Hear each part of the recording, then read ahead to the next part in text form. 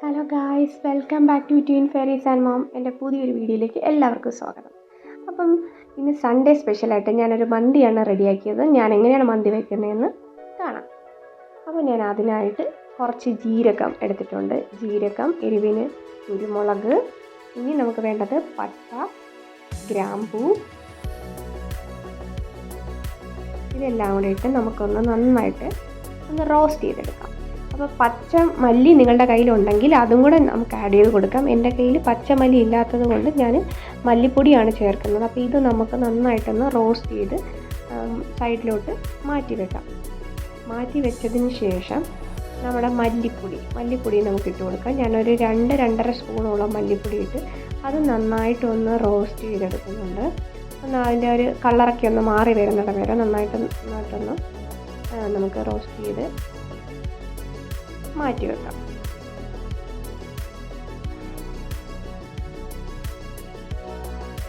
ഇനി നമ്മൾ മിക്സിയുടെ ജാറിൻ്റെ അകത്തോട്ട് നമ്മൾ ഈ റോസ്റ്റ് ചെയ്ത് വെച്ച സ്പൈസസ് എല്ലാം ആഡ് ചെയ്ത് കൊടുത്ത് നമുക്കതൊന്ന് മിക്സ് ചെയ്തെടുക്കാം. അപ്പോൾ അതിലോട്ട് മല്ലിപ്പൊടി നമ്മൾ ആഡ് ചെയ്യുന്നില്ല. അതിവിടെ സൈഡിലോട്ട് മാറ്റി വെച്ചിട്ട് ഒരു പാത്രം എടുക്കുക. പാത്രത്തിൽ ഞാനിവിടെ ചിക്കൻ കഴുകി വൃത്തിയാക്കി വെച്ചിട്ടുണ്ട്. ആ ചിക്കൻ ഓരോ പീസസ് ആയിട്ട് ഇട്ട് കൊടുക്കുക. സൈഡൊക്കെ നന്നായിട്ട് വരഞ്ഞിട്ടുണ്ട്. അപ്പോഴാണ് നമ്മുടെ മസാല നമ്മളെ ചിക്കനിലോട്ട് പിടിക്കുന്നത്. അപ്പോൾ അതിന് വേണ്ടിയിട്ടാണ് ഈ ചിക്കനിലോട്ട് നമ്മൾ നന്നായിട്ട് വരഞ്ഞു കൊടുക്കുന്നത്. അപ്പോൾ അതിന് ശേഷം നമുക്ക് ഇതിൽ വേണ്ടത് ചിക്കൻ ക്യൂബാണ്. അപ്പം 2 ചിക്കൻ്റെ ക്യൂബ്സ് സ്റ്റോക്സാണ് ഞാനിവിടെ ആഡ് ചെയ്ത് കൊടുക്കുന്നത്. അപ്പോൾ നമുക്ക് ഈ സ്റ്റോക്കിൽ ഓൾറെഡി ഉപ്പുണ്ടായിരിക്കും. അപ്പോൾ നമ്മളത് സ്റ്റോക്ക് ഇട്ടതിന് ശേഷം ഉപ്പൊന്ന് ചെക്ക് ചെയ്തതിന് ശേഷം പിന്നെ നമ്മൾ ഉപ്പ് ആഡ് ചെയ്യാവുള്ളൂ, അല്ലെങ്കിൽ ഉപ്പ് കൂടിപ്പോകും. പിന്നെ അടിച്ച് വെച്ച സ്പൈസസ് എല്ലാം ഞാൻ ആഡ് ചെയ്ത് കൊടുക്കുന്നുണ്ട്. എല്ലാം കൂടെ വെച്ചതിന് ശേഷം സൺഫ്ലവർ ഓയിലാണ്, ഒരു 3-4 സ്പൂണോളം സൺഫ്ലവർ ഓയിലാണ് ഞാനിവിടെ ചേർക്കുന്നത്. ചേർത്തതിന് ശേഷം അത് നന്നായിട്ട് മിക്സ് ചെയ്തെടുക്കാം. നമുക്കിത് നന്നായിട്ടൊന്ന് മിക്സ് ചെയ്ത് അത് ആ ചിക്കൻ്റെ അരപ്പെല്ലായിടത്തും പിടിക്കുന്നിടം പോലെ മിക്സ് ചെയ്ത് വെക്കാം. അതിനുശേഷം ഞാനൊരു 10 മിനിറ്റ് കൂടെ റെസ്റ്റ് ചെയ്യാൻ വെക്കുന്നുണ്ട്. അപ്പോഴത്തേക്ക് നമ്മുടെ റൈസ് റെഡിയാക്കാം. നമുക്ക് വേണ്ടുന്ന ക്യാപ്സിക്കവും സവാളയാണ്. നമുക്ക് റൈസിന് വേണ്ടി ഞാനിവിടെ വെള്ളം വെച്ചിട്ടുണ്ട്. അതിലോട്ട് ബേ ലീവ്സും കുരുമുളകും ഇട്ട് കൊടുക്കുന്നുണ്ട്. അതിനുശേഷം കുറച്ച് ഉപ്പും ശകലം ഞാൻ എണ്ണയും കൂടെ ഒഴിച്ചു കൊടുത്തിട്ടുണ്ട്, സൺഫ്ലവർ ഓയിൽ.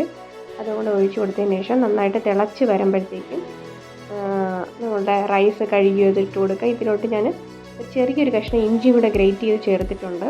പിന്നെ മുളക് പൊടി ഞാൻ ചേർക്കുന്നത് എന്തിനാണെന്ന് വെച്ചാൽ എനിക്ക് കുറച്ചൊരു കളറിന് വേണ്ടി, എൻ്റെ ഒരു ഫുഡ് കളറൊന്നും ഇല്ലാത്തതുകൊണ്ട് ഞാൻ ജസ്റ്റ് ഒരു കളർ കിട്ടാൻ വേണ്ടി ഞാനൊന്ന് ചെറുതായിട്ട് മുളക് പൊടിയും കൂടെ ആഡ് ചെയ്ത് കൊടുത്തു.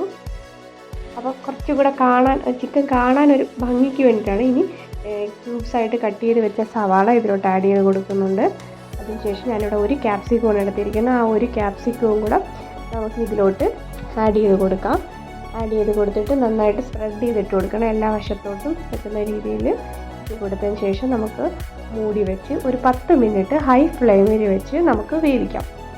ഇടയ്ക്ക് ഞാനൊന്ന് ഓപ്പൺ ചെയ്ത് നോക്കിയിട്ടുണ്ട്.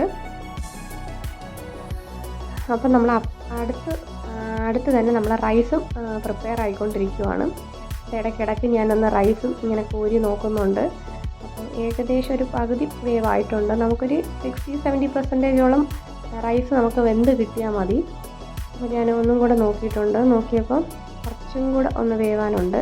അപ്പോഴത്തേക്കും നമ്മളെ ചിക്കൻ നമുക്കിതൊന്ന് എല്ലാം ഒന്ന് മറിച്ചിട്ട് കൊടുക്കാം. 10 മിനിറ്റിന് ശേഷം വേണം നമ്മൾ ചിക്കൻ ഒന്ന് മറിച്ചിട്ട്. അപ്പോൾ 1 സൈഡ് നന്നായിട്ട് വെന്തിട്ടുണ്ട്. അപ്പം നമുക്കിനി അത് ഓരോന്നായിട്ട് മറിച്ചിട്ട് കൊടുക്കാം. അപ്പോൾ താഴോട്ട് ഇടുമ്പോഴത്തേക്ക് ക്യാപ്സിക്കം എല്ലാം കൂടെയൊക്കെ താഴോട്ട് പോകുമ്പം അതിൻ്റെ ഒരു ഫ്ലേവർ നന്നായിട്ട് നമുക്ക് കിട്ടും. അതെല്ലാം ഞാൻ മറിച്ചിട്ട് കൊടുത്തിട്ടുണ്ട്. നമ്മളിങ്ങനെ മന്തി ഉണ്ടാക്കുമ്പോൾ നമുക്ക് ഒരുപാട് എണ്ണയൊന്നും ഉപയോഗിക്കേണ്ടി വരത്തില്ല. ഇത് ഹെൽത്തിയും കൂടെയാണ്, ഈസിയുമാണ്. അപ്പോൾ നമ്മൾ റൈസ് ഇവിടെ റെഡി ആയിട്ടുണ്ട്. നമുക്ക് ഇനി ഇതൊന്ന് സ്ട്രെയിൻ ചെയ്തെടുക്കാം. സ്ട്രെയിൻ ചെയ്തെടുത്തതിന് ശേഷം നമ്മൾ ചിക്കനിലോട്ട് നമ്മൾ റൈസ് ഇത് ആഡ് ചെയ്ത് കൊടുക്കാം. നമുക്ക് ഈ നമ്മൾ ബിരിയാണിക്കൊക്കെ ചെയ്യുന്നത് പോലെ തന്നെ നമ്മൾ ലെയർ ചെയ്താണ് ഇതെടുക്കാൻ. നിങ്ങൾക്ക് ചോറ് കാണുമ്പോൾ തന്നെ അറിയാം, ഒരുപാട് വെന്തൊന്നും പോയിട്ടില്ല, കറക്റ്റ് വേവാണ്. ഇനി നമുക്കതൊന്ന് നിരത്തിയിട്ട് കൊടുക്കാം. നിരത്തിയിട്ട് കൊടുത്തതിന് ശേഷം ഞാനിവിടെ ഫുഡ് കളറൊന്നും ആഡ് ചെയ്യുന്നില്ല. ഞാൻ മഞ്ഞൾപ്പൊടിയാണ് കുറച്ചൊന്ന് വെള്ളം ഒഴിച്ചൊന്ന് കലക്കി മിക്സ് ചെയ്തിട്ട് അതൊന്ന് ഒഴിച്ചു കൊടുക്കുന്നു. ജസ്റ്റ് ഒരു കളറിന് വേണ്ടിയിട്ടാണ് ഞാൻ ചെയ്യുന്നത്. പിന്നെ ബാക്കി ചോറും കൂടെ ഇട്ട് കൊടുത്ത് നമുക്ക് ലെയർ ചെയ്തെടുക്കാം. ഞാനിപ്പോൾ 2 ലെയറായിട്ടാണ് ചെയ്യുന്നത്. അത് നന്നായിട്ട് ലെയർ ചെയ്തെടുത്തു. അതിനുശേഷം ബാക്കി വന്ന ആ മഞ്ഞൾപ്പൊടിയുടെ മിക്സും ഇതിലോട്ട് ഒഴിച്ചു കൊടുക്കുന്നുണ്ട്.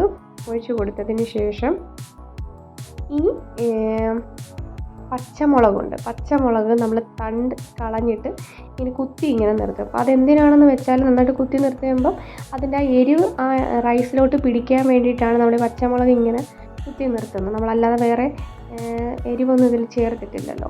അപ്പോൾ നമ്മൾ പച്ചമുളക് അങ്ങനെ ചേർക്കുന്നില്ല. എന്നിട്ട് ഇത് അടച്ച് വെച്ച് നമ്മളൊരു 10 മിനിറ്റ് ലോ ഫ്ലെയിമിൽ വെച്ച് വേവിക്കണം. അപ്പോൾ ആവി ഒന്ന് പുറത്തോട്ട് പോകാനിരിക്കാൻ വേണ്ടിയിട്ടാണ് ഞാനൊരു വെയിറ്റ് എടുത്ത് അതിൻ്റെ പുറത്ത് വെച്ചിരിക്കുന്നത്. ഒരു 10 മിനിറ്റ് ശേഷം നമുക്കത് ഓപ്പൺ ചെയ്ത് നോക്കാം. നമ്മൾ ആ മന്തി റെഡി ആയിട്ടുണ്ട്. നല്ല മണമൊക്കെ വരുന്നുണ്ട്. നമുക്ക് ഇനി ആ മുളക് വേണമെങ്കിൽ അതിൽ വെച്ചേക്കാം, അല്ലെങ്കിൽ നമുക്ക് എടുത്ത് മാറ്റാം. ഞാനിപ്പോൾ എടുത്ത് മാറ്റുകയാണ് ചെയ്യുന്നത്.